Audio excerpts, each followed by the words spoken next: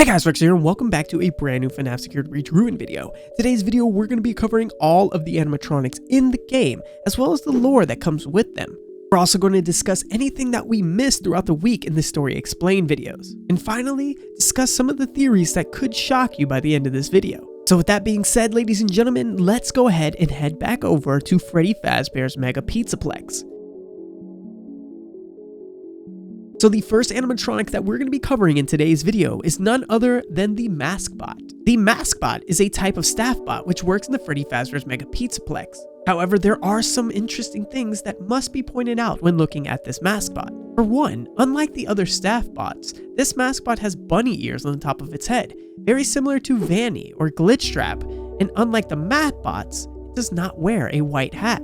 Being the first jump scare in the Fnaf DLC for a lot of famous YouTubers, this Mask Bot did have a little controversy behind it, as Ray McCaffrey, the executive producer over at Steelwool, tweeted that there would not be any map bots within the game, and he wasn't totally lying, as this is a whole nother staff bot, and it is the Mask Bot. But does this animatronic have dark lore surrounding it? For one, who told it to bring us the Vanny mask to begin with?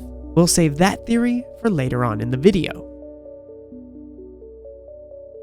Montgomery Gator is surrounded by controversy in the new Fnaf Secured Breach Ruin DLC. Being the main suspect in Glamrock Bonnie's disappearance and death, the secondary antagonist has a lot to answer for. Now, we left Monty in a shattered state at the end of Fnaf Secured Breach. After being thrown down the catwalks in Monty's Gator Golf, he becomes heavily damaged, his jaw being dislocated and his left arm completely missing, as well as his outer shell and hands due to them being taken by Gregory. What's really interesting about Monty is we left his upper body completely detached from his lower body by the end of the game, forcing him to crawl around on what's left of his hands. But when we see Monty in the brand new DLC, he looks completely different now. He's what some would call ruined, as he's rusted and his endoskeleton is all warped.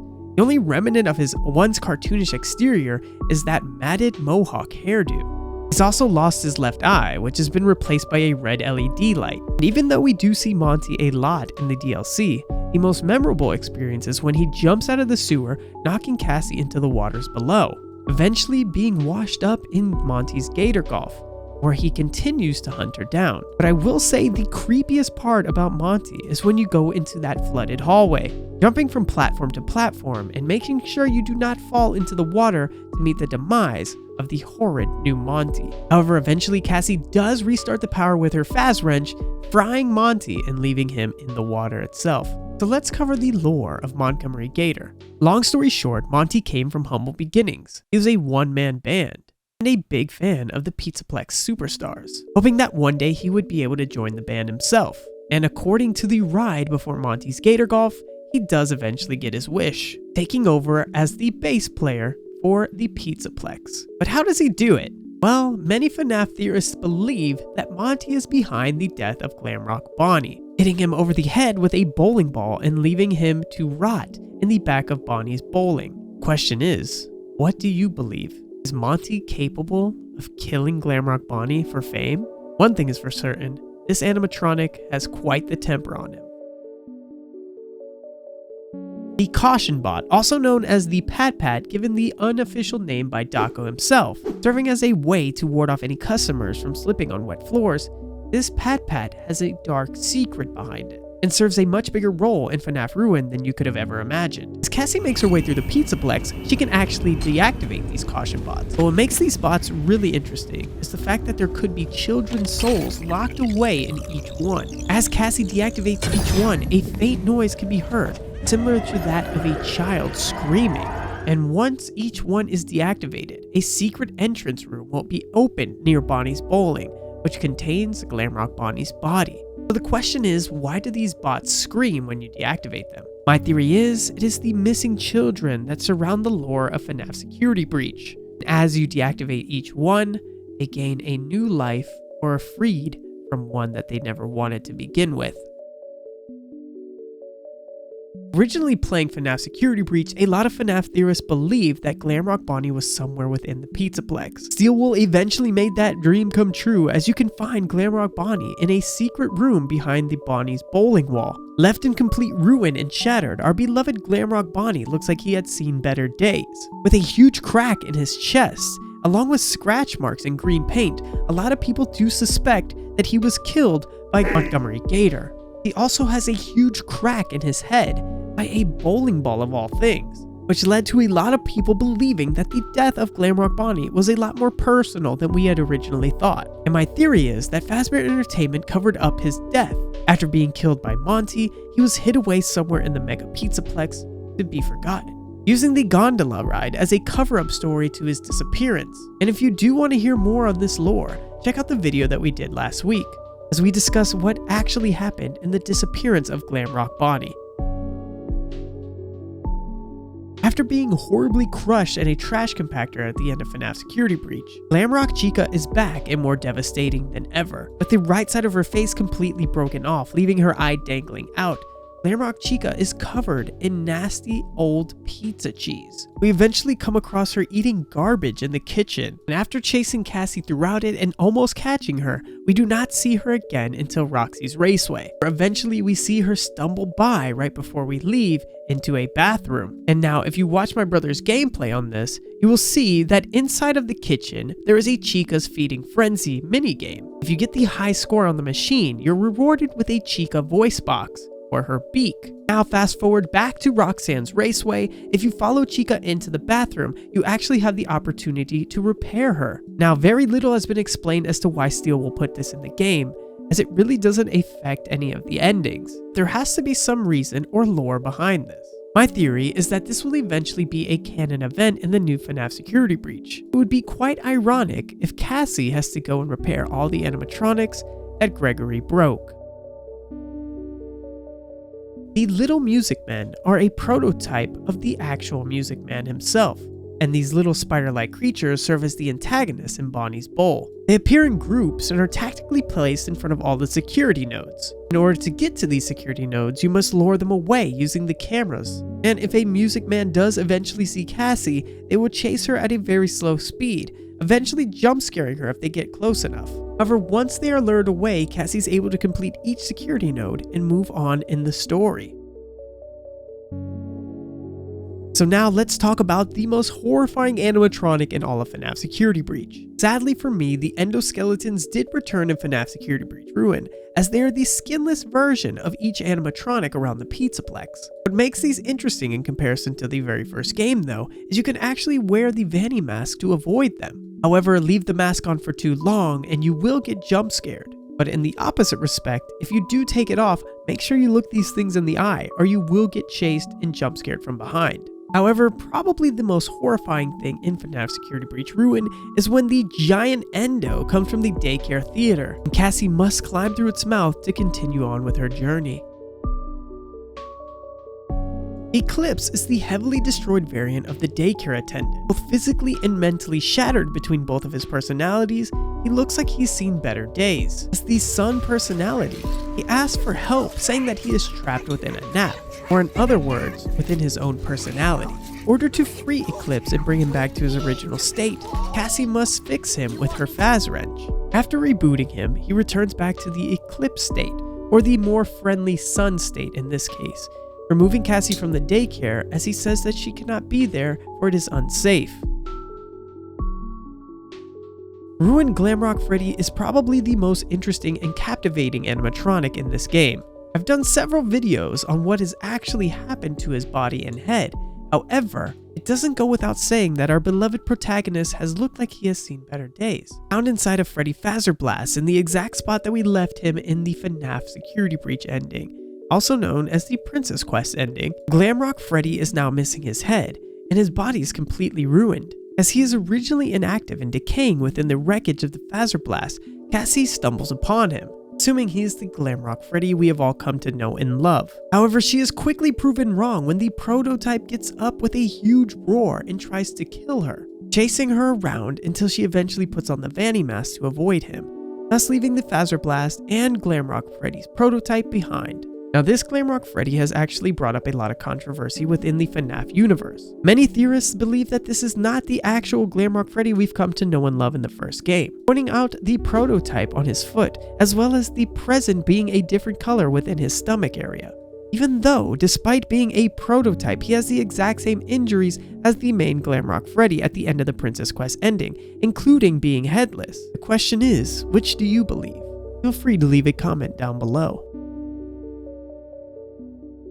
Originally finding Roxanne Wolf staring at herself in the shattered mirror in the Roxanne Raceway, Cassie notices her old friend, saying, "Poor Roxy." Hearing this, Roxy mistakes Cassie for Gregory, eventually trying to kill her. However, upon realizing her mistake, Roxy apologizes to her and runs away. Fast forward to where we find Roxy trapped underneath a forklift. As Cassie approaches Roxy, we begin to realize that these two had a special relationship that we could have never imagined. As Roxy brings up her birthday and her favorite cake, we begin to realize that that's exactly why Cassie was able to be released from Roxy's grasp, sending Roxy into an error message.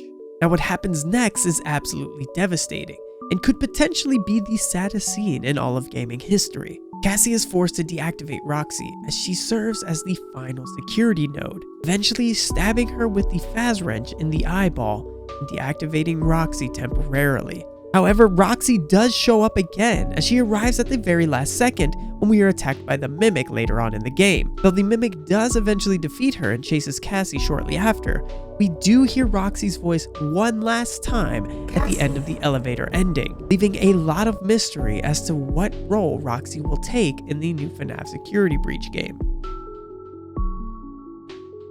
Candy Cadet was a pleasant surprise being in the new Fnaf Security Breach Ruin. Once given all the fast coins around the Pizzaplex, he will give you a very interesting story. The story is about a boy, his mother, and a monster that haunts them both. Now, many have made parallels to this story in the ending of Fnaf Security Breach Ruin, comparing the little boy to Cassie, the mother to Gregory, and of course the monster being the Mimic, as Cassie, being the little boy in this story, was lured down to the basement by the monster itself, who was trapped away by the mother, also known as Gregory, which simply explains the way Cassie even got to the Pizzaplex to begin with, lured by the monster, aka the Mimic, using the sound of Gregory's voice to make her feel comforted, and eventually leading to the demise of our protagonist, Cassie.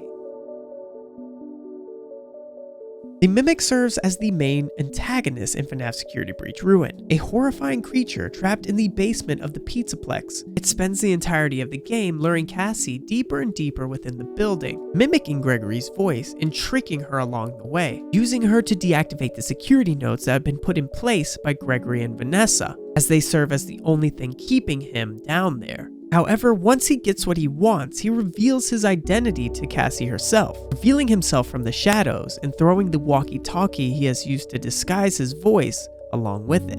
As he begins to slowly approach Cassie, going in for his final kill, he is stopped by none other than Roxanne Wolf. Cassie uses this to her advantage, jumping down from the area and beginning to run away through the basement. However, this does not last long, as he eventually escapes Roxy's grasp and begins chasing her, as Cassie eventually gets into the elevator, with the Mimic throwing his arm in and eventually getting it chopped off.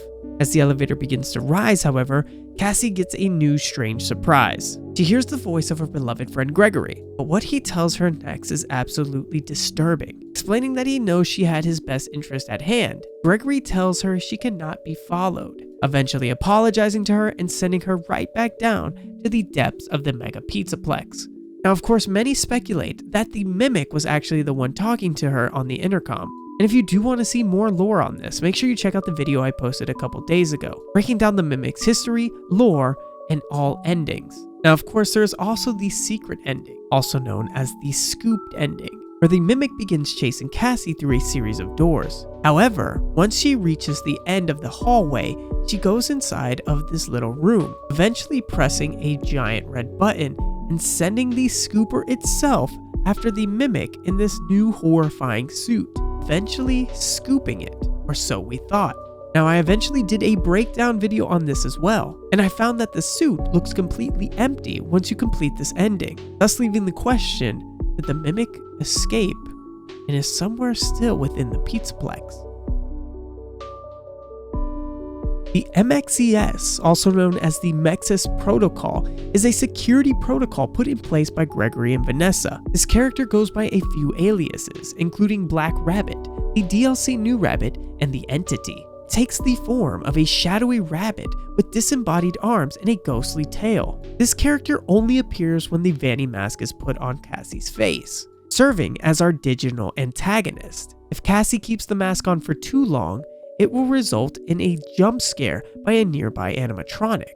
Many theorists believe that this rabbit was created by Gregory in an attempt to keep the mimic in place. However, once all the security nodes are deactivated within the Pizzaplex, we do stumble across the original area where the MXES was made. As Cassie goes up to the computer, she is given two options. 1, to deactivate the MXES, or 2, to leave it in place.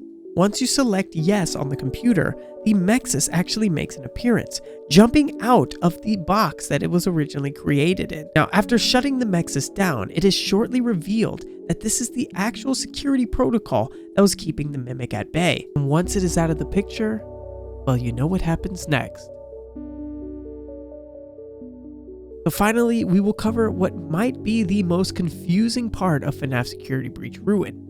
Originally found sleeping underneath the Freddy Fazbear's Mega Pizzaplex in the FNAF Security Breach game, this horrifying animatronic nightmare is a mix between Funtime Freddy, as well as other old animatronic pieces, including things from Circus Baby, Marionette, Chica, Mangle, and even Bonnie. We last see the Blob in the Burn Trap ending of FNAF Security Breach, as it pulls away Burn Trap itself as the Pizzaplex begins to crumble and rubble.